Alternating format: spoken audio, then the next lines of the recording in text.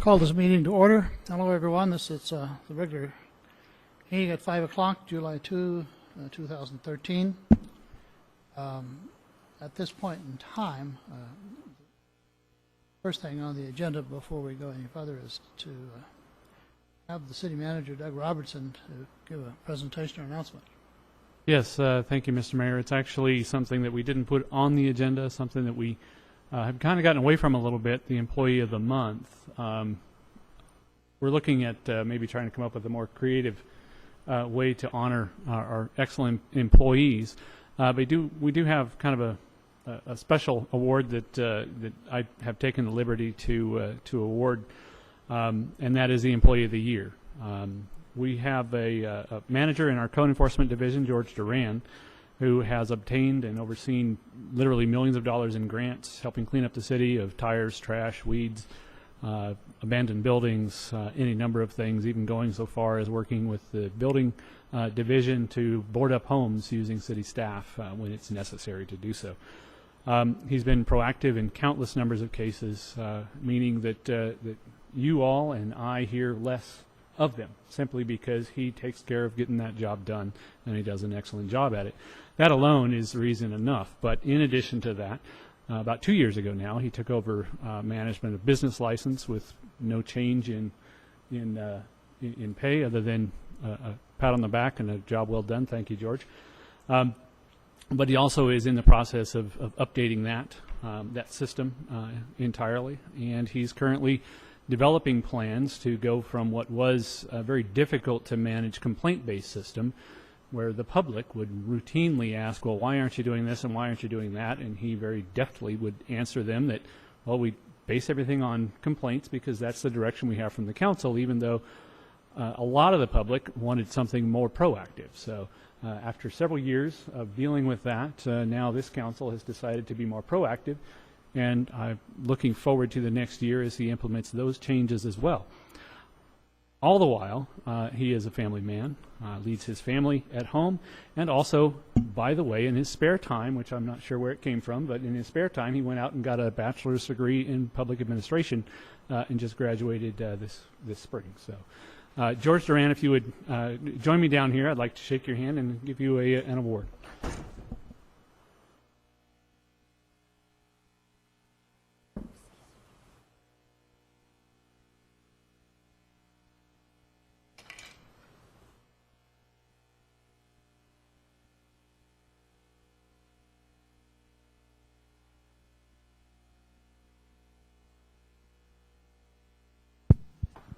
George, I said a lot. Is there something that you would like to add at all? Well, my wife and my kids just came in. Thank you. Really, I have to thank Doug, have to thank Bill, Chris, Kevin, all of the development staff, my staff. Really would not be in this position being acknowledged right now without the support of my staff. They're really an outstanding, dedicated, focused, positive group of guys and gals who day in and day out come in and just really do their job and do it well. And I mean, it's really aside from just the development staff, there's other staff in the city that definitely see the big picture and understand the complexities and the work that we're just really trying to accomplish. Purchasing staff, public works staff, or a lot of last minute requests, definitely. So I definitely have to, I dedicate that to them. Well, George, you've done a great job at everything that you do, and it is one of the more difficult jobs in the city, and just your attitude about it is exemplary, and then you do so much more on top of that. So congratulations on being the Employee of the Year. Thank you.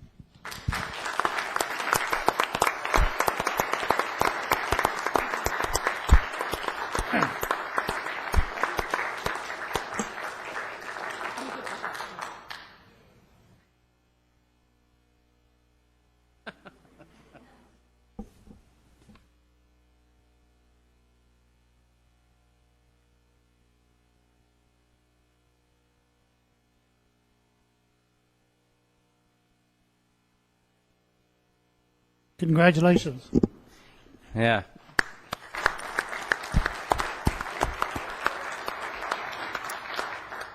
Just a comment, Mr. Mayor. In all the time I've been on the council, other than the city manager, I think you and I have communicated more about all the difficulties and issues and things that are going on, complaints that we've received. But I echo what Doug said in looking forward to the proactive approach and how we're going to implement that. So hopefully we'll be seeing that soon. Any comments from other council members? Again, thank you for the hard work. Thank you, and thank the employees for showing up and supporting it. And we will now move on with our council meeting. This is the regular meeting of the City Council of the City of Victorville, and the City Council sitting as the Library Board of Trustees, Southern California Logistics Airport Authority, Southern California Logistics Airport Authority, Successor Agency of the Victorville Redevelopment Agency, the Victorville Joint Powers Financing Authority, the Victorville Water District, and the Victorville Housing District. This is the time for anyone to address this member council. I had no cards for anyone to address the council, and at this point, I ask that there be a roll call. Councilmember Garcia. Here. Councilmember Kennedy. Here. Councilmember Valles. Here. Mayor Pro Tem McEachran. Here. Mayor Cox. Here.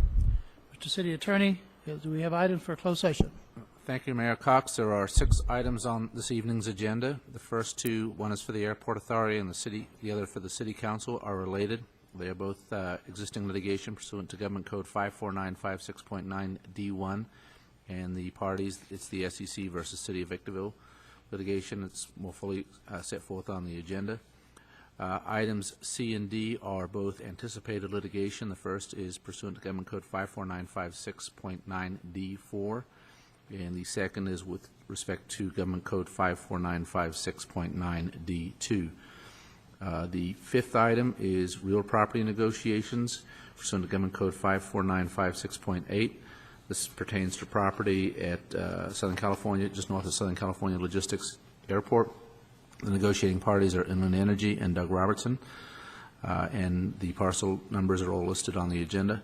And the last item is public employee performance evaluation in accordance with Government Code 54957.B. To the extent there is reportable action on any of these items, we will report it at the commencement of the 7 o'clock meeting or immediately following the closed sessions. Any questions or comments from the council members? At this time, we'll adjourn to a closed session.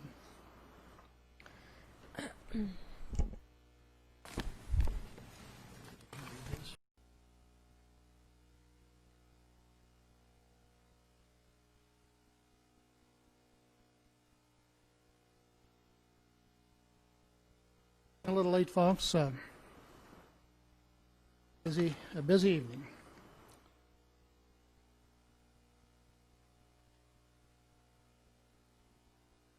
This is the regular meeting of the City Council of the City of Victorville.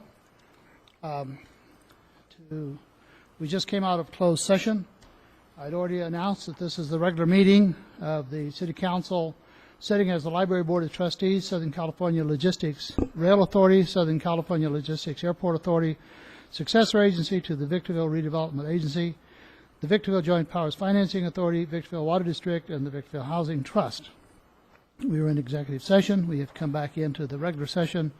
Since we've just come out of executive session, ask the city attorney to do the announcements. Thank you, Mayor Cox. We went into closed session on 6 items, all listed on the agenda. The code sections under which we went into closed session are all set forth, as well as the parties and the litigation. At this point, there is no reportable action with respect to any of those closed session items. Thank you, Mr. Attorney.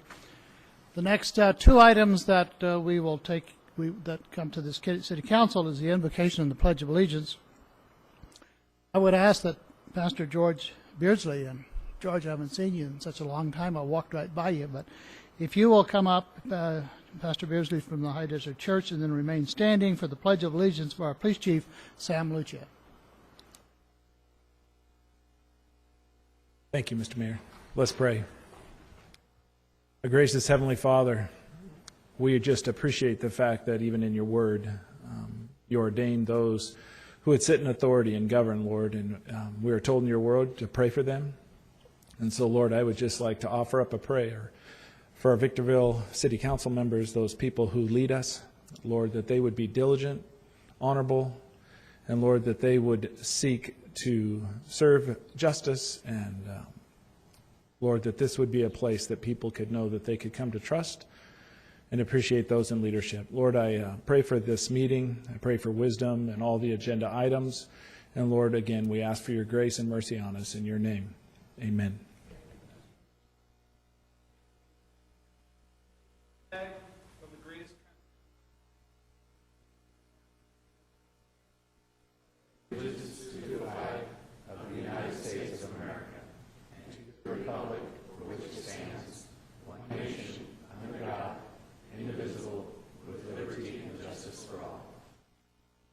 Thank you. You can be seated.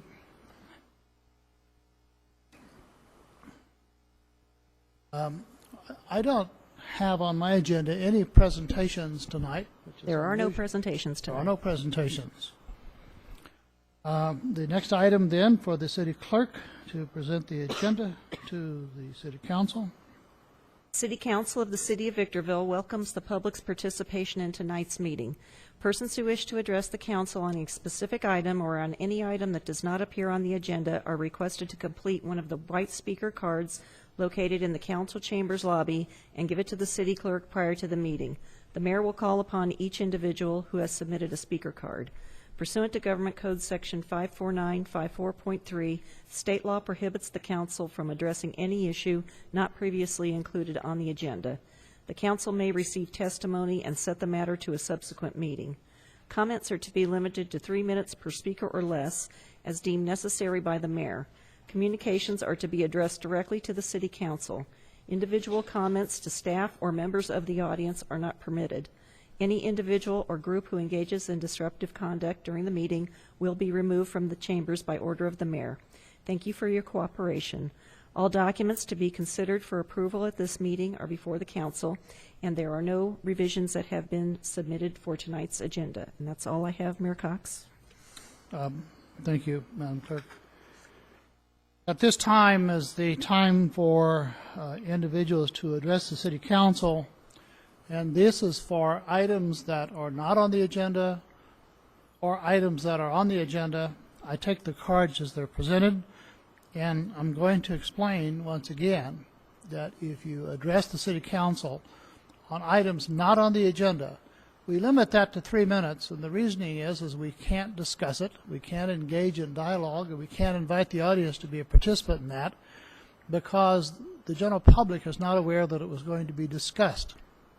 If it's agendized, the general public is aware. We generally have a staff report, and we have longer discussions. As a result of those comments, however, if it rises to significant importance that this council needs to discuss it, we consider agendizing that at a future meeting.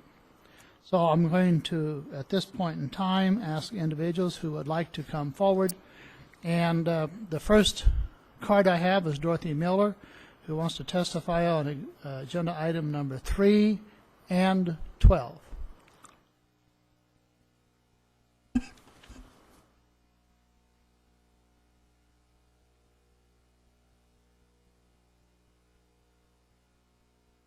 Hello, Mayor and council people. I have a little problem, well, several little problems, but I got a big one. Sending our standby fee money down the hill is not the thing to do. Because what happens if we have a flood up here? You can't get the money. It's down the hill. You have to wait till tax bills come out, or when you get your tax money from down the hill. That is not a good thing at all. You need to start thinking about the people and what we're doing here in the city, not thinking about down the hill. We've got to worry about us, not sending our money away when we don't have any money in the first place. It's just absolutely ridiculous, this thing that's going on. And then this lighting thing is another thing that I'm really, really stressing on. I'm hoping it don't pass. If it does pass, I have some other things that I will take care of to see to that the people are treated fairly. Everybody in this city should be treated exactly the same, not just this one or that one. It should be the whole people, the whole area. And that's where I'm at. And I don't feel everybody in the city is getting treated exactly the same. Thank you. Thank you, Dorothy.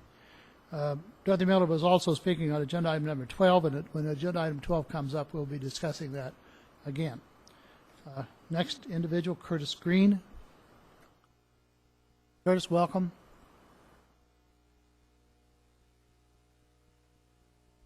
Thank you. Good evening, Mayor, council members. Just want to make you and the public aware of an event that is coming up August 9th. It is a breakfast with the supervisor. This is a chance for the public to get to know Supervisor Lovingood. It's going to be over here at Coco's Restaurant. Price is $8.50. It's not a fundraiser at all. All proceeds go to Coco's. And it'll be a time where the supervisor will speak for a couple minutes and then also just visit around each table, say hi to all the constituents out there, and we'll be following around, taking constituent questions, problems, et cetera, and then just going forward.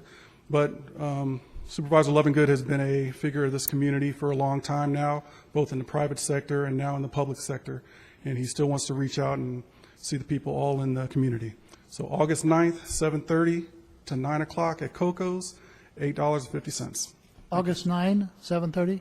Yes, sir. AM or PM? AM. AM. Yes. Thank you. Thank you. Thank you, Chris.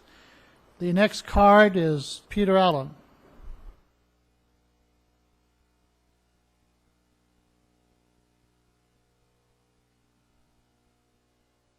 Good evening, Mayor and Council. My name is Peter Allen. I'm the Acting Superintendent President of Victor Valley College.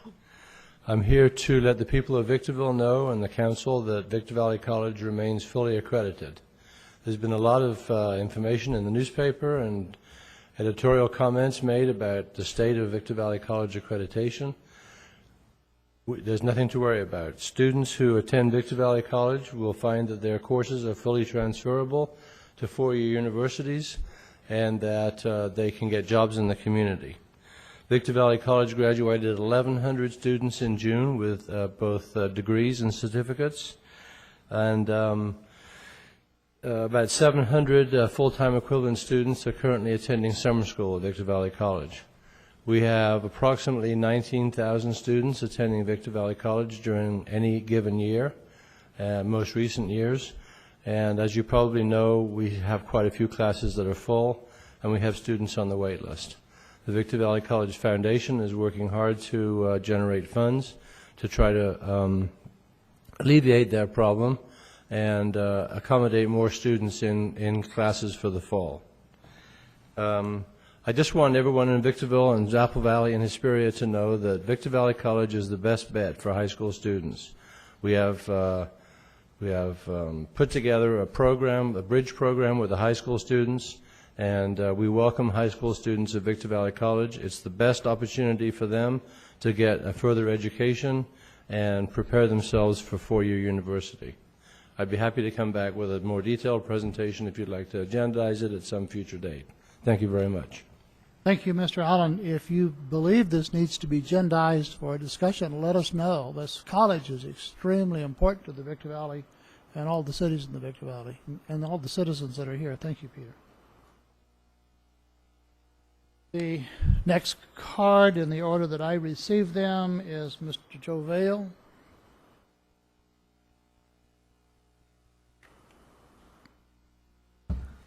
Good evening, City Council members, Mayor. I'm back again to talk about the city lighting situation that is going to be coming up for a general vote. I want to thank Doug for talking with me today and giving me some information, which I appreciate. One of the things I contend is that the people who should be voting on this are the people who live in the area that's affected. As you talked last week about all the people voting here, there are approximately 41,000 individual properties in the city area of Victorville. Of that, 712 belong to the city. Of the balance, about 15,000 of those are actually the downtown pre-1973. 1972 being the cutoff date when the state passed the law that says you can now institute lighting districts. That's a way to get around Prop 13. And that's really what this is all about, is getting around Prop 13. I propose to you that the right way to do this is to let all the people who live in this area, bounded by the old boundaries of Victorville in 1972, those are the people and the only people who should be voting on whether or not they want to pay more money and become a lighting district. If you could include everybody in the Victorville area now you have it overbalanced by people who are new, who are part of these new lighting districts, and naturally they're going to vote to make the people down below in the Victorville area, downtown, pay what they're paying, in addition to what they've already been paying. I think that's wrong. And there's several places to find the money. I have a copy of the budget here. I went through the budget page by page, and I guarantee you, if you can't find areas to raise that amount of money, I can point them out to you. And I thank Doug, and I told him I was going to mention this. I'm not here to beat on him, but paying a city manager in the city of Victorville $225,000 a year, that's exorbitant. When the average income of the people in this community is around $30,000, $35,000 a year. And when you look at the amount of people you have in Victorville City, 306 approximately, the average salary, if you include his and everybody else's, is about $48,000 a year. If you include all the part-time people, the average salary is $37,000 a year. That's just the salary. That's not counting fringe benefits. When you add in fringe benefits, you're approaching $70,000 if you include part-time and everybody. Otherwise, you're looking at around $85,000. The city people of Victorville can't afford that kind of stuff, folks. And you're the guys that are sitting here running the city, $170 million budget, and can't come up with enough money to pay the city the street lights, and wanting to shut off lights, shut off signals. And it reminds me of the school district. Years ago, when the school district was trying to get funding, they'd go to the city, to the people, try to get a ballot passed, a measure passed to raise funds. People would turn it down. So what did the school districts do? They started cutting out all the things that were beneficial to the people, trying to hurt the citizenry. 10 That's seconds, what this sounds Mr. like. Mayor. Thank you very much. Thank you.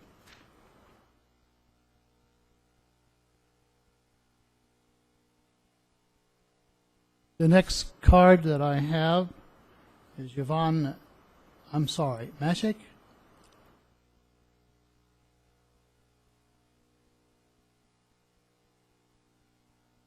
My apologies if I didn't get the last unit. I'm here to talk about the water surcharge, standby charge. Thank you. Okay. I would like you to move the agenda so we can hear exactly why you did this.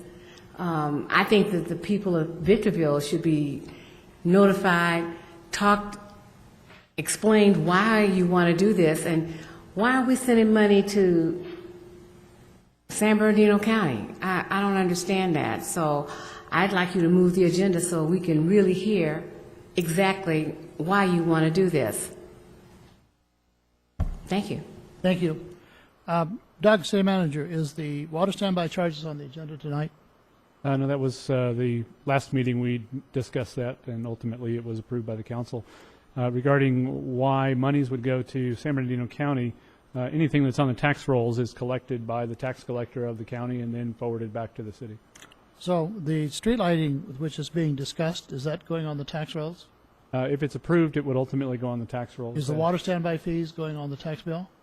It ultimately has been for 40-plus years. Did the city council take an action at the last meeting on that?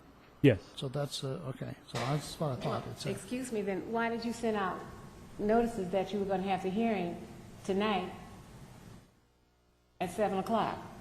Is that on the drainage fee that we're talking about tonight? Standby. Standby fee. Okay, at this point, Sean, would you meet with this nice lady and see what the issue is here, since you're the one responsible for that? Thank you very much. He will answer all your questions. The next card I have is Norman Miller.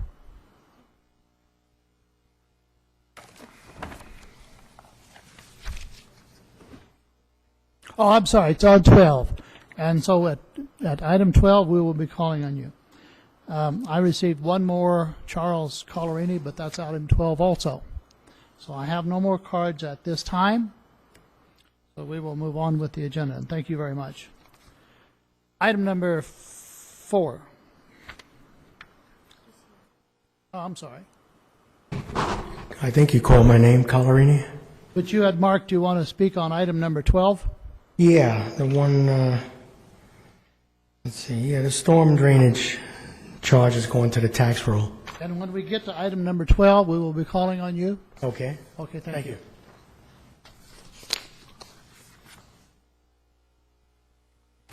Excuse me. I put my card there, but I didn't. look at this to see what was on this paper. I too would like to talk about number 12. Okay, when we get to item number 12, feel free to come up if you would get a card for our records and fill out. I gave her my card. Oh, you got it. Ignacio. You have it. All right, thank you very much.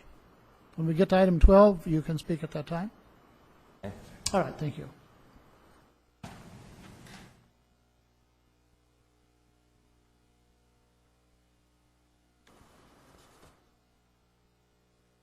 Since we have no more items, we have written communications. Item 4. Mr. Cox, I need to abstain on this item as my insurance agency insures Apple Valley Communications. All right.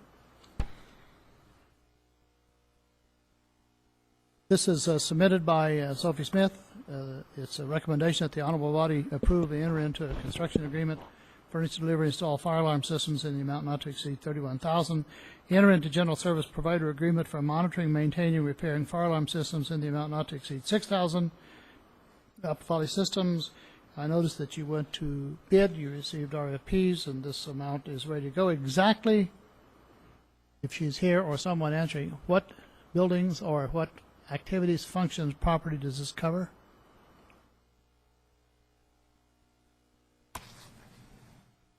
Good evening, Mayor. This contract covers 4 different buildings, 2 hangars, get the exact numbers here, 731 and 734. They're 2 older hangars that are to be occupied by NTC, the National Training Center. And the other 2 buildings are the fire pump houses themselves. They're the buildings that house 7 engines that are necessary for the various hangars' fire suppression systems. So this would be the installation of fire panels for those buildings, and then ultimately for the ongoing monitoring of those panels for any kind of for the detection of any kind of issues. And my understanding is that this is a requirement to lease those facilities? Correct. That's correct. The pump houses are SCLA property, but those buildings are necessary, and those pump houses are necessary to lease the other buildings. Okay. Thank you. No questions? The chair is open for motion. Motion by Councilmember Kennedy, second by Councilmember Garcia.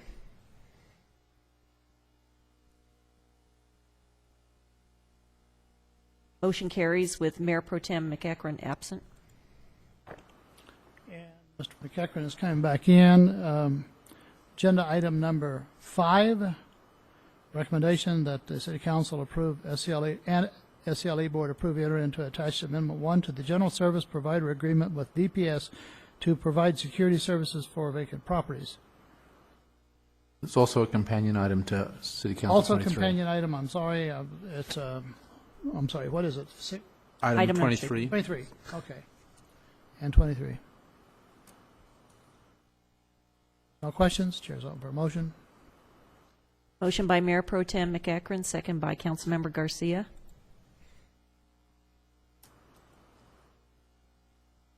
Motion carries unanimously.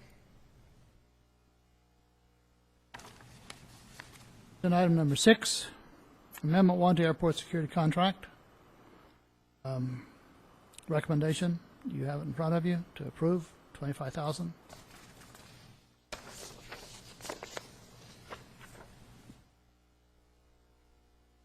Motion by Councilmember Kennedy, second by Councilmember Baez. Motion carries unanimously.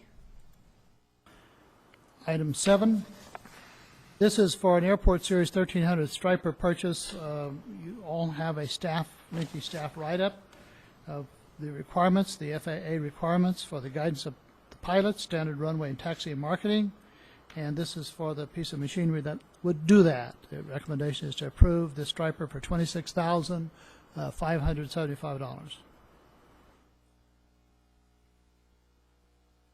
Motion by Councilmember Garcia, second by Councilmember Kennedy. Motion carries unanimously. Agenda item number 8. This was initially on the agenda, was was put off in order for staff and the attorney to look at an item which apparently doesn't come into play on this. That is correct. It does not affect this specific contract, and we are still looking at that issue. So it's ready to be awarded by the City Council. This is to award professional services contract to Ludwig Engineering Associates for the Stoddard Wells Pipeline Project in the amount of $288,499. Just a question, Mr. Mayor. Question. Do we have any idea what the pipeline itself is going to cost? And that's a new pipeline? It's not a replacement of an existing line? It is a new pipeline. Because we're tying that area into our system. Yes. City engineer Brian Gingler is coming down to give us a estimate of what that pipe will cost. We only have a very rough cost estimate right now. We were budgeting about $800,000, but it could well be more than that.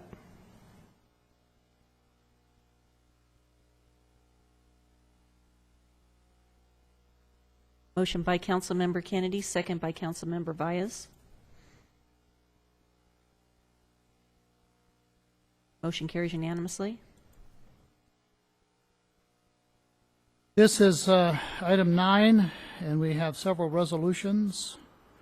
13-019, 13-020, 13-021, 13-022, 13-023, 13-024, 13-025, 13-026. This is the confirmation of assessment for the Landscaped Assessment District, or LMADS, where they have the landscaping outside the block wall between the street and the yards of the housing. Any questions of staff on this matter? If there's, I'm sorry, go ahead. I was wondering if there's any conflict for Eagle Ranch? No, given that this is an assessment citywide, you don't have a conflict on it. Will at this time open the public hearing on all these resolutions. And Mr. Mayor, there are two companion items to this, item 10 and 11. They are all assessment districts and confirmation of existing assessment districts, if you want to take them all together. If there's no objections from the City Council, then we would open the public hearing also on item 10, which is these are companion items, but the reason I didn't, it says it's a drainage facility, I thought, for item 10. Well, this is the LMAD, I thought. If you want to, as long as it's clear on the agenda that you're considering all the public hearings together, that would be okay, because these are also basically assessment districts. You're right, some are for landscape, other ones are for drainage, and I believe 11 is for straight annual assessment districts. Because they're different items, I'd rather we handle them separately. Right. So the hearing has been opened in regard to the LMADs, which is referred to as all those resolutions. There's no one to speak on that item. I have no cards. We'll close the public hearing. Any questions of staff from council? If not, we would have a motion. Motion by Mayor Pro Tem McEachron, second by Councilmember Garcia. Motion carries unanimously. Item number 10 is a confirmation, it's also a public hearing, confirmation of assessment, annual assessment for the Drainage Facility Assessment District, and adoptions of resolutions 13027, 13028, 13029. Any questions of staff? No staff presentation. I will open that public hearing on agenda item number 10. I have no cards from anyone in the audience. There's no one coming to the microphone. I will close the public hearing. There are no questions of staff. Mr. Mayor, just for clarification, all of these annual assessments are the same annual assessments we've done for some number of years. We're just reaffirming this year that we're going to do them again. That is correct, Councilmember. No changes, no increases, just the same assessment. Same assessment, yes. Except if you've noticed, there's an awful lot of work going on right now in the LMADs around the city, so we're appreciative of that. Motion by Councilmember Valles, second by Councilmember Garcia. Motion carries unanimously. Agenda item number 11, also a public hearing on resolutions 13-030, 13-031, confirmation of annual assessments for maintenance assessment districts number 1 and 2, and adoption of resolutions confirming that.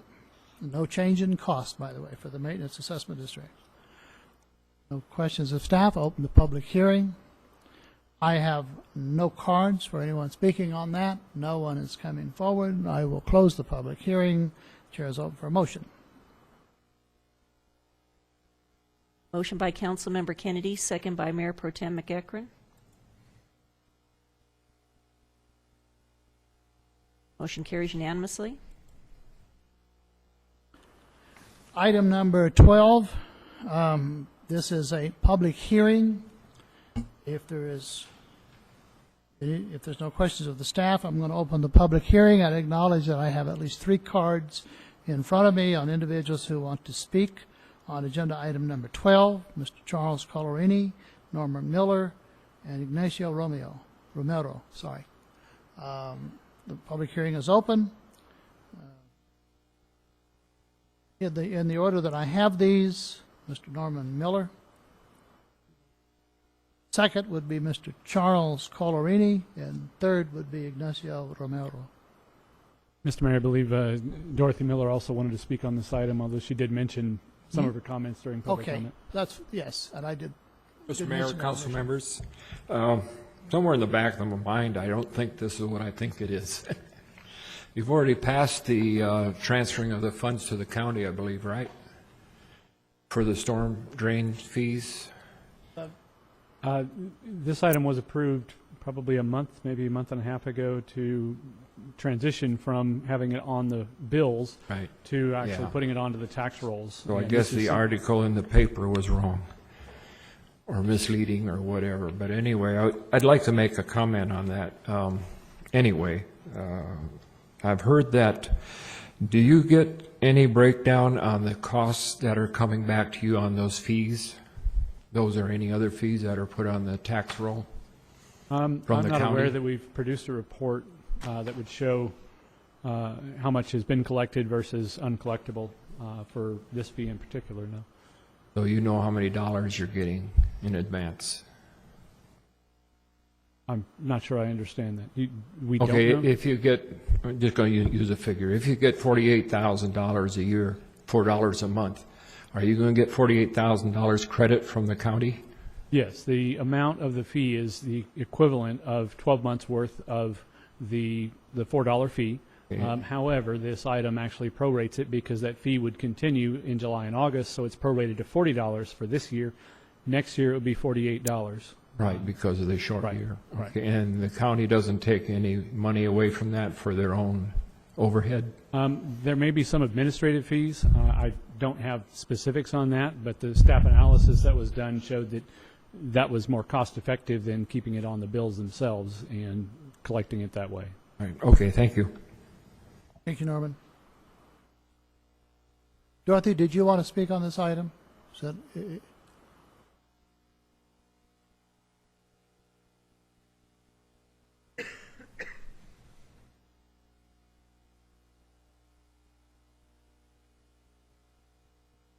Well, I'm back down here again. The thing with this sending it down the hill, like I said before, you send it down the hill, we got a problem up here, you can't get the money till the next year when the tax money is paid to this county or where it goes down the hill. And that's not going to do us one bit of good. It's going to cost us money. It's going to cost us money to have the work done. We already got it on our water bills. We already pay it. So why in the world are we doing something like this? It just don't make sense. It does not make one bit of sense of what's going on here. They're just taking money and squandering it from what I'm seeing. And I don't like that. And I feel everybody that knows about this, and it was even on the radio this morning, that's what really got me. I said, oh, boy, that's good. When they're getting it on the radio now, the first thing in the morning, my birds like that. So anyway, I wanted to let you know that I feel that is definitely wrong. We should not be paying money for nothing because we're already doing it on the water bills. We already got that coming in. And this arsenic treatment thing, the plant they're going to close down, they're only using half of it. We're still paying our full bore for the chemicals and all for that arsenic treatment plant, and that's not right. It's not right. It should go down. If they're not using the plant full-time, we should get it cut in half, at least.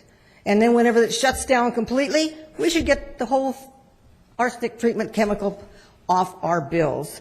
I don't know where this is coming from, but it's really getting out of control. Thank you. Thank you, Dorothy.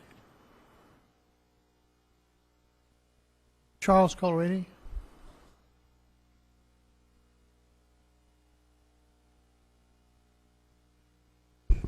Yeah, I have a question for the city council. Does a person who has 5 acres pay the same amount for drainage on their taxes as a person who only has a private home on a residential lot? Anybody answer that? Actually, I'll have Sean McGlade, our Director of Public Works, come down and explain exactly the details of the drainage fee.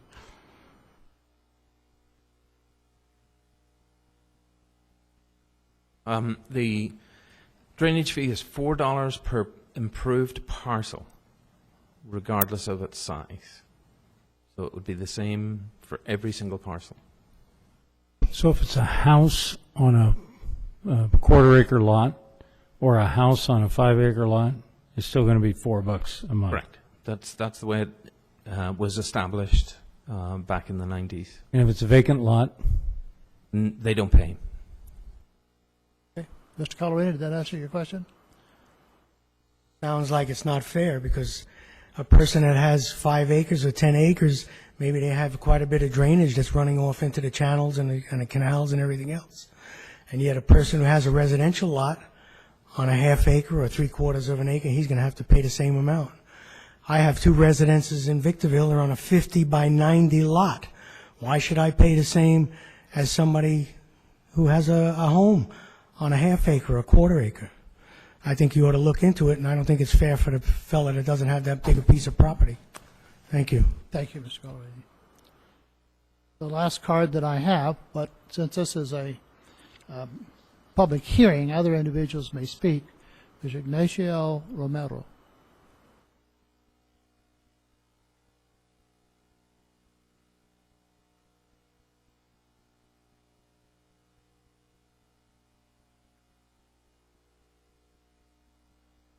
City Council, Mayor. I moved in here about 5 years ago. I don't see why, and I don't agree with this, is why we have to pay this money onto our property taxes when we're going to have to pay them some money to collect that money that it's already being collected by the city. Unless you're going to lay people off to save money, because now you don't need that many people because you got that less money coming in. Or don't you do like we have to do? If we're starting to spend too much money, what do we do? Cut back. Have you guys done that? Have you saved any money really anywhere? You know, and I don't think that's right. That goes onto the property, and then you say, well, if you don't pay it, we put a lien on your property. Well, you're already collecting it here with the city, and everybody's paying it. I don't agree with that part. Like the lady said, we're going to end up losing money. And then the people are going to get stuck with a lien on their properties. Thank you. Are there any other speakers on this item? Seeing none, I'm going to close the public hearing. I would ask staff member to speak to this item. I think it needs to be clarified that currently the drainage charge that's on the monthly bill you receive goes off the monthly bill, and the tax bill takes instead. The question is raised that we collect it every month, and now we will only get it twice a year from the county tax. I think deserves an explanation and an answer. Also, there is a county administrative fee that will it make it less, but I also know of individuals, especially apartments, single-family rentals, a lot of the commercials, that don't pay the bill, and it goes back on the property owner, which they get very angry because they feel that the renter who walked in the night should have paid for this.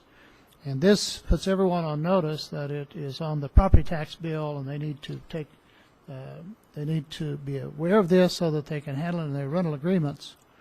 We also then won't have all the staff people going to courts and trying to get a judgment, ending up leaning it anyway. So, City Manager, do you have any comments or explanations on this? I don't have the details of the staff analysis that showed that this was more cost-effective than simply leaving it on the bill. Perhaps if Mr. McGlade has any information about that, or the city engineer, Mr. Gengler, they could share. But there's no specific benefit to the staff members who did this analysis, one way or the other. It was simply deemed to be a more cost-effective way of operating. So, Mr. McGlade? That's correct, Mr. Robertson. The amount of staff time in preparing excuse me, the $4 addition to the bill every month, if you can imagine that as each property develops, that has to get added onto the list, and the effort would only need to be done once a year instead of every month. It's just more efficient from that aspect. The county will do the collecting instead of the city on their billing. Sean, that, to me, I mean, I'm thinking about a billing system, and I'm not familiar with the city's billing system, but it's a fixed charge. It doesn't vary from month to month. Why wouldn't the system just automatically add it, and why would it require staff time to put that charge on the bill? New billings, it needs to be looked at every single month to find out if there are additional properties that have now developed where they were vacant before, and then they would have to, they would be due to pay the $4 per month drainage fee. That effort would be once a year under the collection through the county assessor. It's not just automatic that you can charge everybody the same amount month in and month. You got to do an analysis every month. You have to look at every parcel, or make sure that every new parcel gets added into the system. Otherwise, we will miss that. We're not saying that this difference in the method of collection is going to be saving us hundreds of thousands of dollars a year. We just believe it to be more efficient and cost effective. What about the cash flow issue? Now we get it every month. As Dorothy pointed out, we'll now get it twice a year. It's not a long delay, but it is some delay. It is some delay, and we looked at the fund reserves to make sure that we did have sufficient funds to cash flow this. I think that council members, that when we change a program, this is not an increase, but I still think we ought to be agreeable year or so after this has been put in effect, that we revisit it, look at it, and see if we were right, and let the public know. That's fine. It's important that they understand what occurred, was there advantages or disadvantages. They've asked questions that are meaningful, and I think we should just automatically flag it and revisit it so we can analyze it in a year or so. I'm sorry, Ryan. Yeah. Going back to the collection issue, I think that there was a point raised when we previously discussed this that it in some way would make collecting this $4 per month fee easier because it would be on the tax bill versus the normal utility bill that goes out from the city. But in thinking about that further, if someone's not going to pay their bill, they're not specifically not paying $4 and they're not paying the entire bill. I mean, wouldn't that stand to reason? I was thinking the same thing. Apparently some people do send in partial payments. Okay. I just figure either they're going to pay the bill or they're not going to pay the bill, but if we're getting in partial payments, I completely understand that. You know, my concern regarding this is not so much those of you that are here tonight that have spoke on this, because I do think you've brought up some good points, but it's the 10s, 20s, 30s, 40s additional people that we're going to have a year from now saying, why did you increase my property taxes? They have no idea what this action is doing to them, because even though that it was written about in the paper today, not enough people are paying attention. My concern, being elected, is that it will look as if we've raised property taxes when in fact we have not. So I've had to rethink about this, and although I was in favor of allowing the public hearing, I can't see us doing this, because I know what it's going to cause. It's going to cause confusion by the taxpayers. They're going to think that we raise their property taxes, which we can't even legally do without going to them. And because it's all on one bill, they don't distinguish the school fees from the storm drain fees from what's actually a property tax. They just look at it as all one amount. So from my perspective, I think by doing this, we send a message that we've raised taxes when in fact we have not, but there's unfortunately no way to really inform the public of it if they're not here. So we don't have a problem with staying the way we are. We were just trying to be more efficient. And I completely understand that after your explanation. I just still think that they're going to see it as a raising of the property taxes. John, one other question, because I think it was an interesting one, because I asked it myself last week. I own a house, and I mean a lot with a house on it, and I own the lot next door to my house where I parked my motorhome. We own them both, and we're not violating any rules. But when there's rain, I get a lot more drainage off that bare lot than I think than what I get off my house. In fact, I have a guy come out and sweep up all the dirt, haul it back up on the lot, because I don't like it on the street. What do you think is the theory behind having this thing attributable only to an improved property versus bare land? Or do you think there was a theory? Yes, there was. There was a theory. Yeah, Mayor Cox may know the history better than I would. When they started doing the drainage facilities, if you take a look at the current law, there are natural waterways where when it rains, water, and this all can be calculated, water drains and can continue to drain.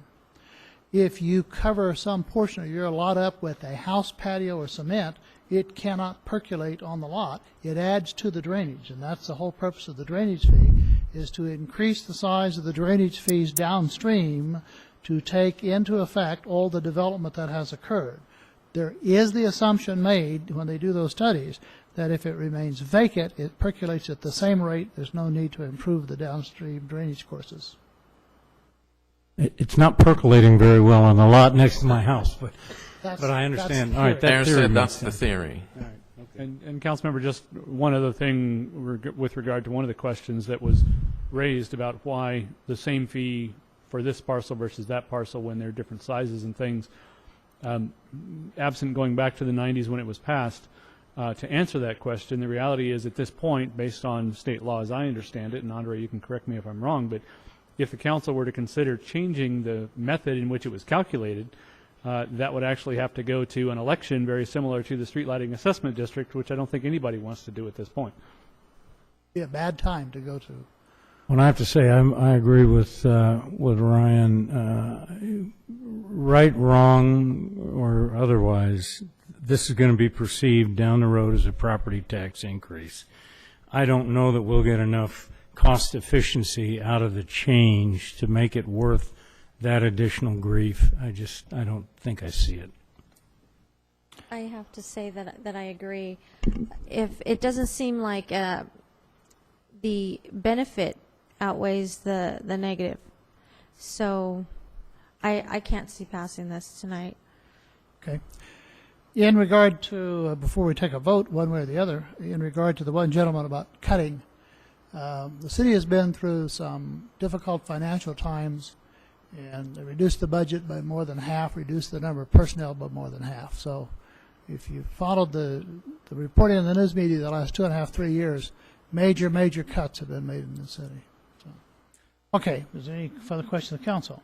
Any comments, Doug? I had a question. I know this item was approved at the last meeting, or perhaps 2 meetings ago. Andre, is this something that if the council decides to not approve this action, do we need to go backwards and undo the previous action? And if so, can we do that at one time, or does that have to come back? I would think we need to look at that item and bring it back onto the agenda. At this point in time, chair is open for motion.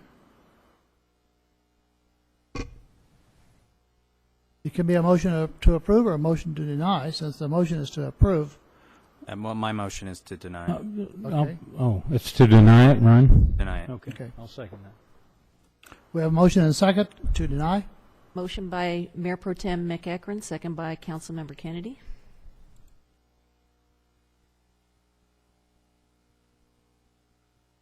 Okay, so voting yes means that I don't want this to happen. That's correct. Yep. Oh. Motion carries with Mayor Cox voting no. Agenda item number 13.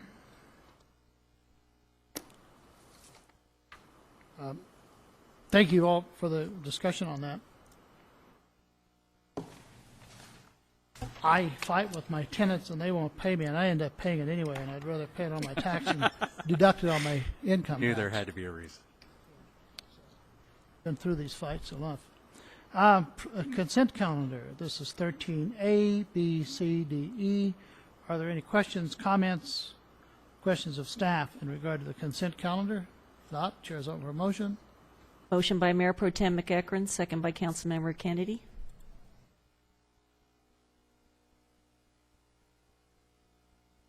Motion carries unanimously. Item number 14. Request for council to ratify the expenditure plan for the 2013 Burn Justice Assistance Grant.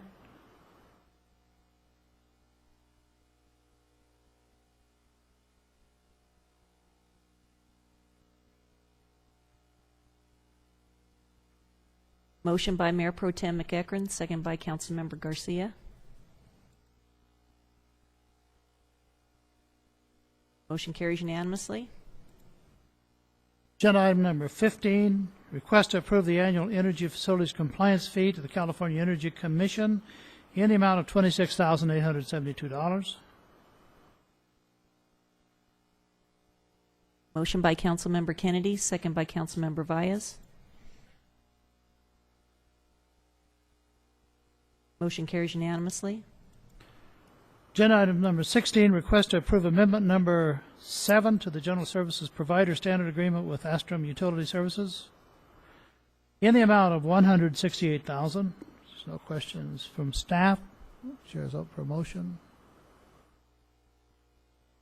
Motion by Councilmember Kennedy, second by Councilmember Valles. Motion carries unanimously. Agenda item number 17 is request to award professional services agreement for the citywide regional drainage facilities development. Whoops.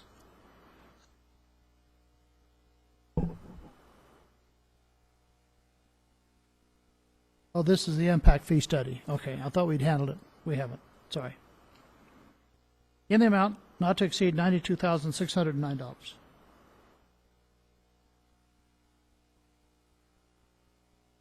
Motion by Councilmember Garcia, second by Councilmember Valles. Motion carries unanimously.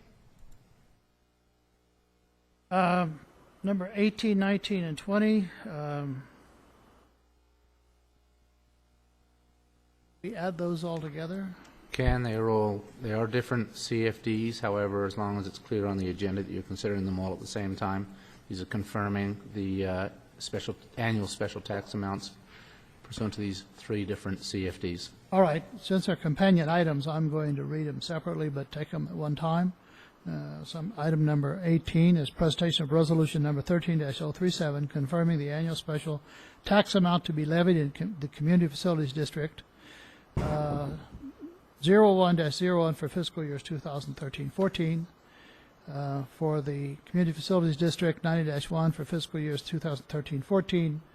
And item number 20, resolution 13-039, same thing for the CFD 07-01. Questions of staff? There can be one motion for all 3 items unless City Council wants to separate those. I'd just like a confirmation from our city attorney that neither Ms. Baez nor I have a conflict. I believe one of these, I'm not sure which one, is Eagle Ranch. We both live in the Eagle Ranch area. If you both do on a small CFD like this, I'd probably then recommend you abstain from that one. Let's handle that one separately, if that's okay with the mayor. Depending on how the mayor wants to handle it. Mayor, you want- Well, if there's conflicts, we may want to handle them separately. So Right, let's have so- a discussion before we have a vote here.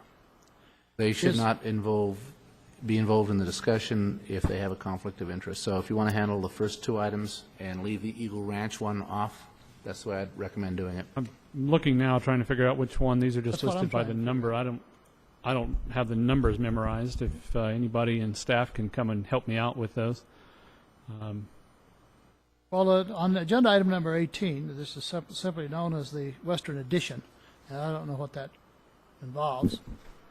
Well, I could just Number 19 is the same number. abstain all three, right? You certainly could if there's three I'll votes to do get the them same passed. just to be safe. All right. Then we still have a quorum, so the chair's open for a motion and second for those three items. And this For is all three? For all three, correct? All three. Motion by Mayor Pro Tem McEachron, second by Councilmember Kennedy. Motion carries with Councilmember Baez absent. Agenda item number 20, wait a minute. What three did I just put together? 21 would be the next item. 21? 21. This is the third assignment of drainage fee credit, track 17131, Exhibit A. Since we have so much going on with drainage, staff, brief description on exactly what this is. Let's see here. Looks like Brian and Sean are drawing straws, and I don't know if Brian drew the short straw or the long straw, but he's going to come down and explain this.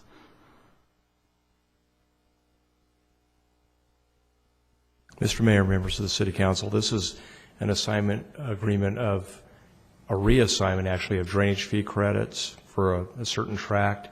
And what happened is the property owner changed hands. It's a new property owner. They requested that the drainage fee credits would be transferred from the previous property owner to the new property owner. The previous property owner consented to that. They signed the agreement. Staff has reviewed it. The city attorney's office has reviewed it, and it's simply just reassigning those credits to the new It's not any new or owner. additional fees? It's nothing new? Nothing or new. addition? Okay. Thank you. Chair's open for a motion.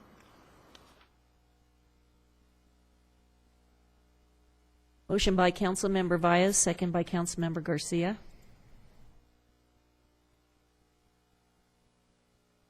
Motion carries unanimously.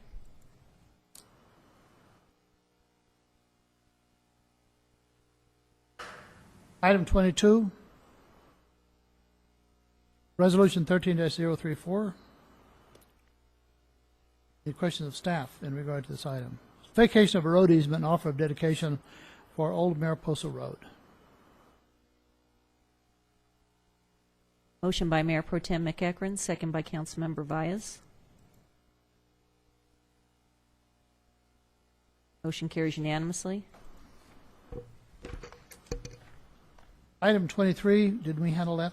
We did. We did. That is done. Item 24, Certified Unified Program Agency, Coupa Management and Fees. Who's going to make, do we need a presentation on that, Doug? If you'd like a detailed presentation, our fire chief can give it to you. Essentially, what we noticed in this year's budget was that the costs for our Coupa, our essentially inspection program for underground tanks and other types of activities, fall short of the total cost of running the program by about $54,000. So I wanted to offer this up as a discussion item for the council at this point to see, essentially you've got four options as we've identified. One would be to maintain the current program and keep the fees the same. Two would be to raise the fees to offset the cost of the program and have it pay for itself. Three would be adopting the county fee structure, which would add, in addition to that $54,000, be a total of about $75,000 increase. And then fourth would be to consider and direct staff to look at consolidating the city's Coupa program with the rest of the county. We're currently the only city that has its own Coupa. I know that there are perceived benefits from the past that have lingered with regard to issues of being able to control the manner in which we inspect and the flexibility with regard to bringing business to the city. And I believe that was some of the main desire on the part of past city councils and the past fire department when it was a city department to maintain its own Coupa. So it was more to look at the fees and also to discuss potentially combining with the county's Coupa, if that's what you'd like to do. I'd ask the council, I normally wait until the end to speak on this, but I went through some harrowing times when we established the Coupa program, and I think that it needs to be looked at. But the first thing, we don't need to be losing money. I would suggest to the council that the first thing we need to do is increase the revenue by $54,220 so that it's a break even. We're not supposed to make money on it, but we should cover our cost. And I think we should do that now because we're starting the budget year. We're in a budget process. We don't need to be losing money. But then, as soon as the vacations are over, I'd ask staff to bring this whole issue back to discuss whether or not we need to combine this with the county or some other agreement. And the reasoning is because we're getting ready to use a professional consultant to make comparisons in regard to providing fire protection service. So I would like to separate those. I agree that it needs to be looked at, but I think the priority is to increase the revenues to match our expenditure. If ultimately the council decides to increase the revenue based on item 2 or 3, we would bring that back probably at the next council meeting, perhaps 2 council meetings from now, to make sure that we have the fees collected. Well, I agree with the mayor. We should have our revenues. The fee should cover the cost. It doesn't particularly bother me that even if we're the only independent Coupa in the county, that our prices are lower than the county's. That doesn't trouble me at all. But they should pay for themselves. Should cover the cost. Yeah, I agree. Is that, you need anything else on this, Doug? Does that do it for now, or do you want an action? Well, we need an action All to right. direct staff to bring back those fees based on item number 2, if that's the intent of what I'm presuming is going to be a motion by one of the two of you. Okay, chair's over a motion. I'd make the motion that we direct staff to go with item 2. A second.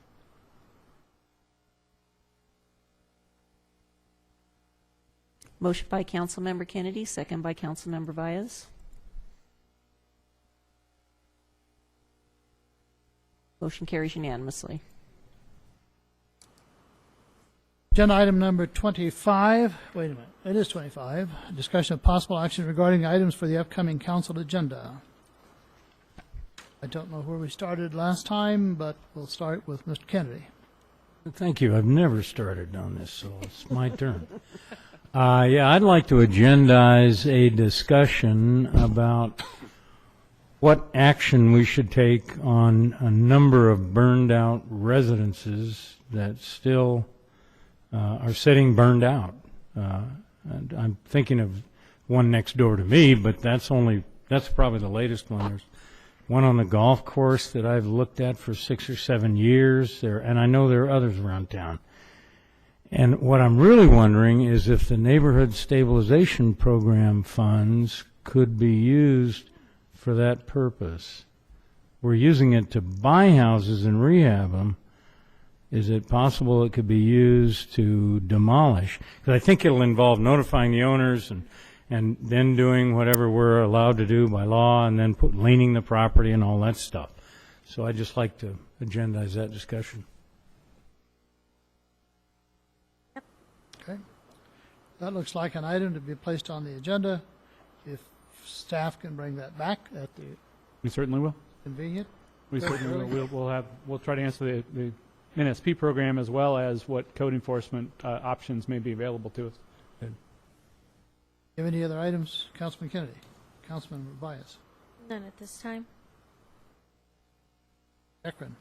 Not to be agendized necessarily, but I just did want to get an update. I had asked several meetings ago about the availability to have water turned on Fridays.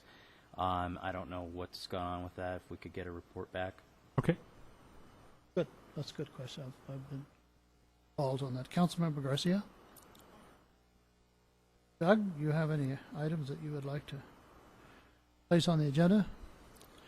In regard to the enforcement areas that we've talked about, one of the things that I have received calls and actually gone and looked at structures that have been foreclosed on, especially if they had received a permit and some work had been done.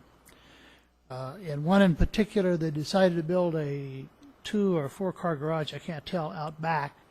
And they had used 4x4 headers, and somebody decided they wanted those worse than the original person who took out the permit, and they have propped up some 2x4s that are about to break.